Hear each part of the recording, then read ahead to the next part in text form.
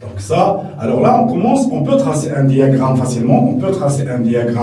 facilement, énergétique. Bien sûr, le diagramme énergétique. Alors, donc, continuons donc la suite. Maintenant, on va attaquer donc le diagramme énergétique, le diagramme d'énergie d'une molécule de type A2.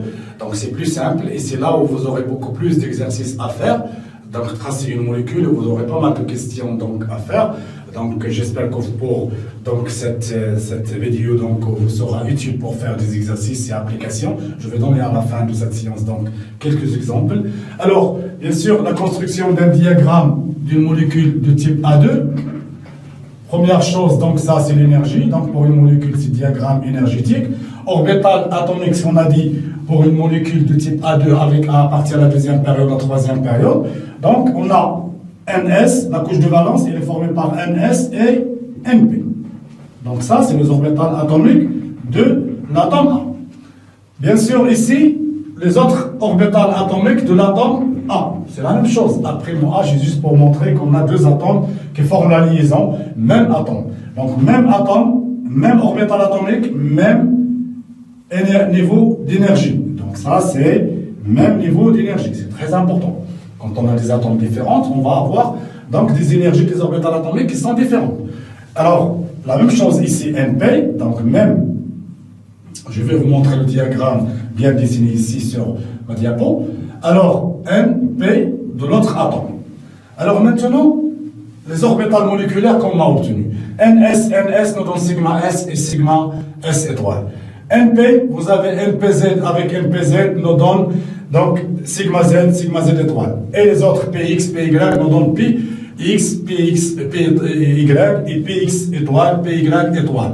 Mais bien sûr, donc le diagramme, il y a une petite différence entre, un petit changement au niveau de l'ordre des orbitales moléculaires, surtout sigma Z avec PX, PY, qui dépend bien sûr de l'écart énergétique entre ces deux orbitales atomiques. Ça veut dire entre NS et NP.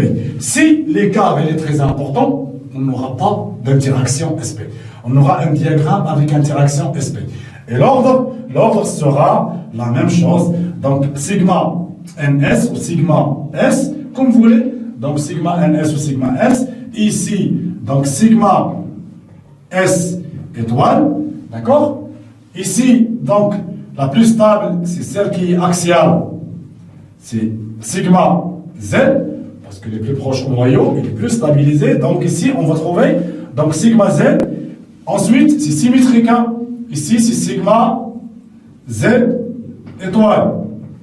D'accord? Ensuite, donc, les moins stables sont ceux qui sont perpendiculaires à l'axe qui traverse le noyau. On a des PX, PY qui vont donner deux orbitales moléculaires, PX et PY. D'accord? Donc c'est symétrique aussi par rapport à l'axe, par rapport à cet axe, PX, PY étoile. Très simple. Donc ça, c'est l'ordre quand on a un diagramme sans interaction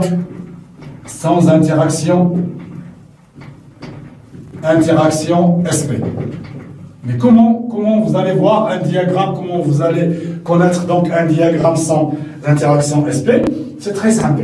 Donc, l'écart énergétique entre ces deux orbitales atomiques, donc plus, je rappelle un petit peu l'atome, si on a NS ici vous avez MP, plus vous avancez, plus l'écart augmente.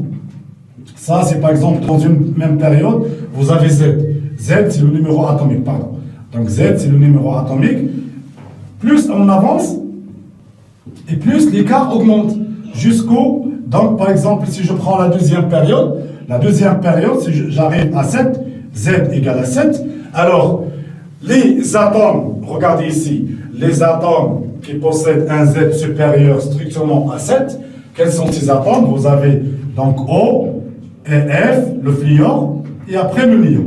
Donc ces atomes, donc on va avoir un écart en fait qui est très important entre les deux orbitales atomiques NS et NP. Par exemple, 2S et 2P sera très grand.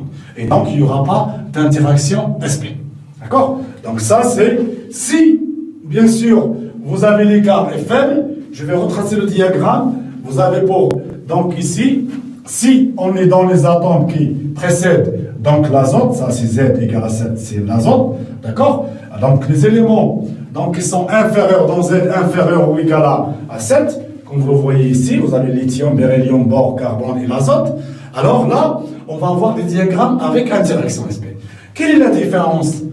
Donc, un diagramme avec interaction SP, tout simplement pour résumer un petit peu les choses, je vais encore réexpliquer ça. Il y aura donc sigma Z qui sera moins stable par rapport à PX, PY. Et donc, on va avoir dans l'ordre sigma S étoile, PX, PY et sigma Z. Et le reste va rester comme il était. Donc ça, c'est un diagramme avec interaction SP.